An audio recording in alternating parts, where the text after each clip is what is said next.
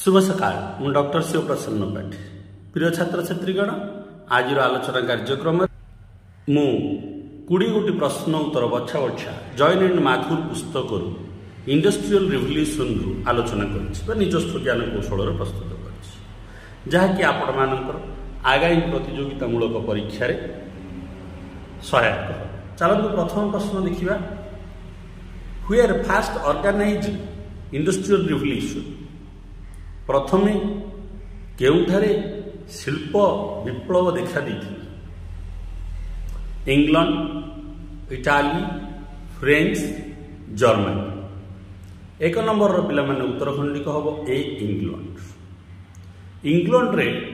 प्रायतः 1750 रु 1850 मध्य यही शिल्प विप्लव व्यापी पिला एवं विश्वर प्रथम देश जोठी कि इंग्लैंड रे यही शिल्प विप्लव देखा देथिला। टाइम फ्रेमटा भी पचार बेले बेले परीक्षा मन रखु 1750 रु 1850 मध्य। तापर देखिए पिला माने 2 नंबर प्रश्न in which country introduce to factory system of production को देश प्रथमे आरंभ करथिला शिल्प भित्तिक उत्पादन इंग्लैंड इटाली फ्रेंच जर्मनी। तो पिला माने 2 नंबर रो उत्तर खंडिक हम इंग्लैंड कहीं देखो इंग्लैंड रे जदि प्रथमे शिल्प विप्लव आरंभ होला शिल्प जंत्रांशर उन्नति है ताहले सेठी ही प्रथम एटा गोटे लॉजिकली उत्तरटी हम इंग्लैंड रे प्रथम जहाँकि मिशिन भित्तिक उत्पादन है आवश्यकता को पूरण करने शिल्प विप्लव सहित उत्पादन अभिवृद्धि घटिला। तापर वर्तमान देखिए आम 3 नंबर प्रश्न which is class of industrial revolution ए भितर कोटा इंडस्ट्रियल रिवोल्यूशन गोटे क्लास पिला मन रखु पिला इंडस्ट्रियल रिवोल्यूशन 6 गोटी कैटेगोरी विभक्त होता क्लास से भितर ये कौटा अच्छी कौटा नहीं बाछा। डेवलपमेंट ऑफ इंजीनियरिंग ये भी सत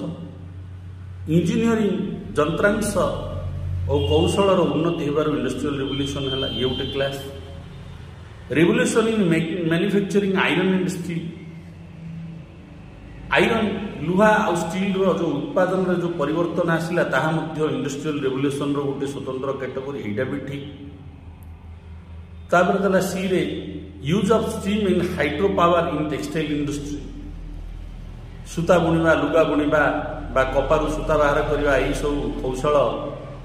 अधिक त्वरान्वित केतल हो पारा जिते स्टीम इंजीनियर को व्यवहार करागला बा हाइड्रो पावर तार अर्थ जलशक्ति को व्यवहार करी जंत्रांश गुड़ी को चलागला ताहले एही कपड़ा शिल्पर उन्नति घटिला एटा भी ठीक। तो ताहले 3 रो उत्तर हम D all of the industry जो 6 गोटी क्लास भर पिला 3 गोटी ये देगला 6 गोटी क्लास कौन पिला मुझे development of engineering revolution manufacturing iron and steel use of steam and hydro in textile industries. तापर हम पिला development of chemical industries chemical industry develop होबार मध्य इंडस्ट्रियल रिवोल्यूशन आरंभ होता। 5 रहा डेवलपमेंट कोल माइन्स खनिज उत्पादन खनिज पदार्थ उत्पादन क्षेत्र में उन्नति होबार इंडस्ट्रियल रिवोल्यूशन आरंभ होता। 6 नंबर है development of the means of transport जोगाजोगर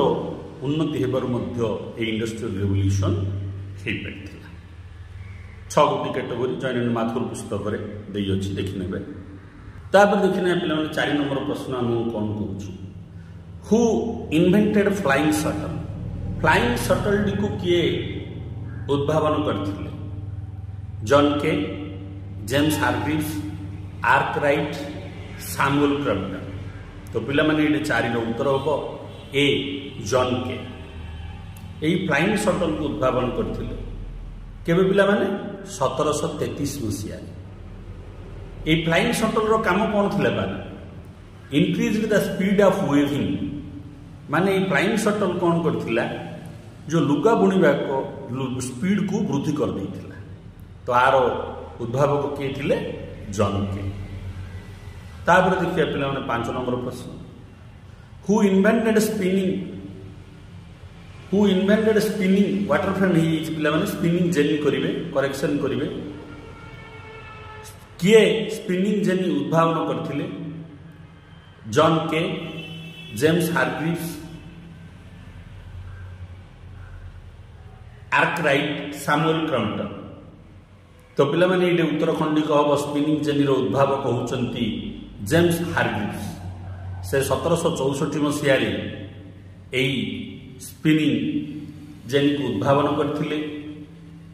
are काम कौन थिला ये कौन करथिला लुगा को 8 गुण वृद्धि रे गुड़े पारुथिला सूता गुड़ी ए स्पिनिंग जेनी वाटर फ्रेम काटिदेवे स्पिनिंग जेनी करी तो 5 नंबर उत्तर टेला पिला माने बी। तापर देखिए आम 6 नंबर प्रश्न हु इन्वेंटेड स्पिनिंग जेनी पुणी से पिला माने ही जदि स्पिनिंग जेनीटा को ये आपण मैंने जेम्स हारग्रीव्स नेबे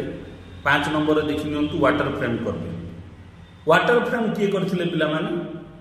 आर्कराइट वाटर फ्रेम करथिले एई वाटर फ्रेम रो काम कोन हला ये जल शक्ति द्वारा चलुला रोलर गुड़ी को बुलेबारे शिल्प साहाय्य करुला जो लुगा गुड़ी होउची रोलर ताको बुलेवा द्वारा अत्यधिक द्रुत गति रे काम हो पड़ुला आर्कराइट वाटर फ्रेम उद्भावन करथिले स्पिनिंग जेनी कथा तो मु कहि दैछि आगुरु 6 नंबर रे। नेक्स्ट देखिबा आमे 7 नंबर हु इन्वेंटेड मूल किए उद्भावन करथिले पिलाने स्पिनिंग जेनीडा केबे उद्भावन होइतिला 1764 रे वाटर फ्रेमडा केबे उद्भावन होइतिला 1769 रे। तापर देखिए पिला माने हु इन्वेंटेड मूल को किए आविष्कार करथिले जॉन के James Hargreaves Arkwright Samuel Crompton तो पिला माने ये मूल रो उद्भावक होउचंती सैमुअल क्रम्पटन उत्तरटी हम 7 डी। 1779 मसीह सैमुअल क्रम्पटन एही मूल जंत्र को उद्भावन करथिले एही मूल जंत्र ये जी की वाटर फ्रेम द्वारा चलुला जहाँकि गोटे स्पिनिंग जेनी सहित मिसिकी ये चलुला स्पिनिंग जेनी आ वाटर फ्रेम मिसिकी जो जंत्रटा है ताको मूल बोली कहुपर आम देखिए पे 8 नंबर प्रश्न हु इन्वेंटेड पावर लूम को किए आविष्कार करथिले Cartwright Whitley Richard Roberts Elias होबिस 8 नंबर रो पिला माने उत्तरटी हबो कार्टराइट पावर लूम गाँ गली रे एबे भी अछि जो मन लुगा बुणुचंती से मानकर घर देखि नेबे ये कौन करतुला एकाथरे ऑपरेट करतुला स्टीम पावर आ वाटर पावर जहाँकि लुगा बुणवारे सहायक होतुला स्टीम पावर अर्थ होला बाष्प शक्ति वाटर पावर अर्थ होला जल शक्ति बोथ रे ये चली पड़तुला पावर लूम जहाँकि लुगा शिल्प को द्रुत गतिर अभिवृद्धि करई पारथिला। 8 नंबर रो उत्तर पिला माने हबो ए। तापर देखिबा नेक्स्ट 9 नंबर प्रश्न कौन कहूँ हु इन्वेंटेड कॉटन गिनी किए आविष्कार करथिले Cartwright Whitley Richard Robert Elias होबिस 9 नंबर रो उत्तरटा पिला माने इथे हबो बी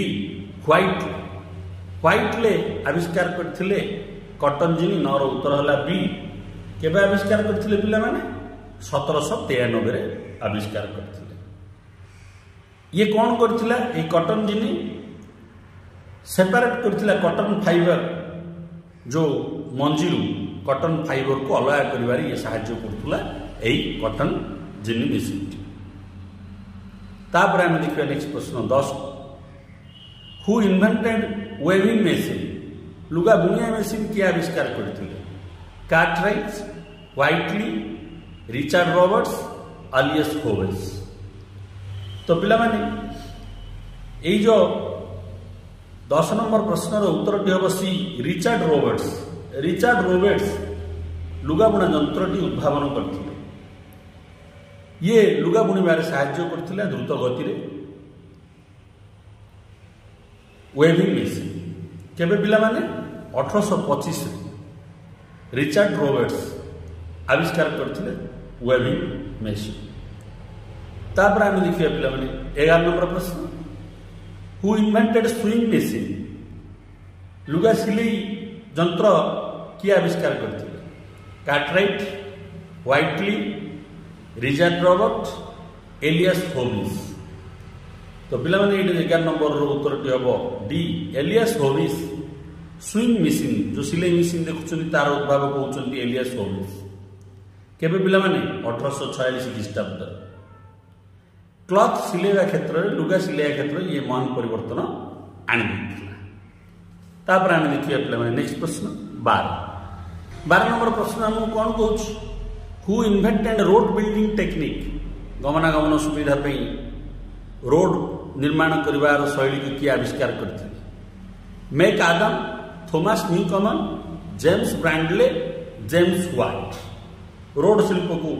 आगे बढ़ाया किए करते पिला 12 नंबर उत्तर हम एमसी आदम्स ये एमसी आदम्स कौट बिलंग करते पे स्कटलैंड रू बिलंग करते बेले बेले पचार तो एमसी आदम्स कौट बिलंग करते जी कि रोड बिल्डिंग टेक्निक आविष्कार करते सी हम स्कटलैंड। तापर आम देखिए पे केबे आविष्कार करते पे मसीहा तो किसी देनी बही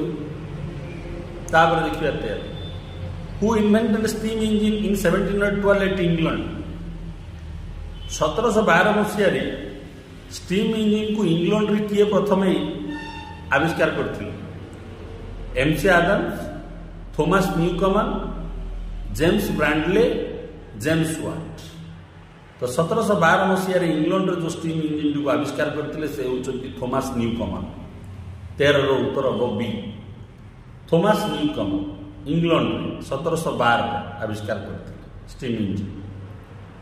तापर देखो पिला 14 who invented canal building technique canal अर्थ है जो जल जोगाण बड़ बड़ केनाल बा ट्रांसपोर्ट करने बड़ बड़ केनाल पदार्थ ट्रांसपोर्ट करने से गुड़ निर्माण होता किए इन्वेंट करते canal building technique McAdams Thomas Newcomens James Brindley James Watt. तो पिला 14 नंबर उत्तर हम जेम्स ब्रांडले केबे करथिले पिला माने 1761 मसीह जेम्स ब्रांडले इन्वेंशन करथिले केनाल बिल्डिंग टेक्निक जहाँ फल कि ट्रेड कमर्स करने वाणिज्य करने जोगाजोग करने सहज होता। नेक्स्ट प्रश्न 15 को देखा who invented steam engine 1769 at England देखो 1712 थे स्टीम इंजिन होता थॉमस न्यूकमन तक आविष्कार करते पुणी टे उन्नत धरण कर 1769 किए आविष्कार कले इंग्लैंड रे McAdams Thomas Newcomen James Brindley James Watt. तो पिला 15 नंबर उत्तर यहाँ हम D James Watt. James Watt 1769 England रे स्टीम इंजिन को उन्नत मानर स्टीम इंजिन कर उद्भावन करते। तापर हम देखिए 16 नंबर प्रश्न who invented technique of making pure steel किए पूरा उत्तम स्टील निर्माण करिवार कौशल आविष्कार करते चार्ल्स गुडियर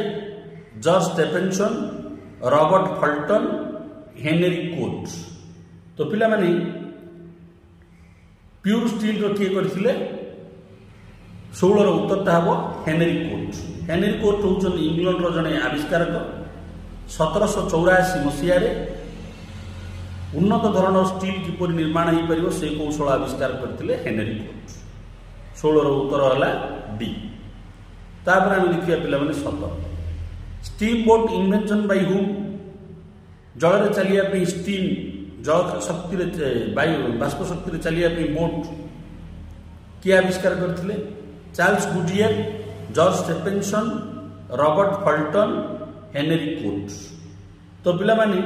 स्टीम बोटा हम पिला माने उत्तर 17 सी रॉबर्ट फल्टन ये हूँ अमेरिकार जन आविष्कारक 1807 मसीह बोट स्टीम बोट इन्वेंशन करथिले।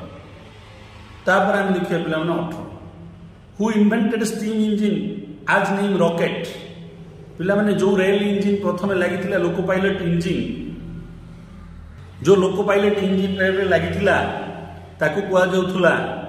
जे रॉकेट ता ना थिला से जो रॉकेट इंजिन को किए इन्वेंशन करथिले प्रथमे 18 रो उत्तर उच्च पिला माने बी जॉर्ज स्टेफेनसन ये भी इंग्लैंड रो थिले 1814 मसिया रे इन्वेंशन करथिले स्टीम इंजिन ता ना देथिले रॉकेट जाकी रेल जिकिबारे सहयोग करथिला से उठारू चलीछि। तापर देखिए पिला माने 19 नंबर प्रश्न हु इन्वेंटेड रबर टायर गाड़ी रे भी हम टायर व्यवहार करछुंती रबर टायर तैयार किए करथिले Charles Goodyear George Stephenson Robert Fulton Henry Cort. तो 19 नंबर रो उत्तर पिला माने हबो ए चार्ल्स गुडियर आंक नारे एबे भी गुडियर टायर आसु पिला माने बड़ बड़ ट्रक बस रे लागि जो आपण माने देखिथिबे गुडियर टायर एई जो चार्ल्स गुडियर होचନ୍ତି अमेरिकार 1839 रे रबर रु टायर निर्माण करियार आविष्कार करथिले के पिला माने 1839। तापर एई वीडियो रो शेष प्रश्न 20 नंबर प्रश्न हु इन्वेंटेड टेलीग्राफ किया आविष्कार करथिले Charles Goodyear Samuel Morse Robert Fulton Henry Cort. तो पिला माने 20 नंबर रो उत्तर हबो बी सामुएल मोर्स टेलीग्राफ रो आविष्कार करथिले से भी अमेरिकन थिले 1844 मसिया रे से आविष्कार करथिले। मैं आशा करछि मोर ए आलोचना आपण मानकर आगामी प्रतियोगितामूलक परीक्षा रे सहायक वीडियो को लाइक करंतु चैनल को सब्सक्राइब करंतु एवं समस्त प्रतियोगितामूलक ग्रुप रे शेयर करंतु। वंदे मातरम।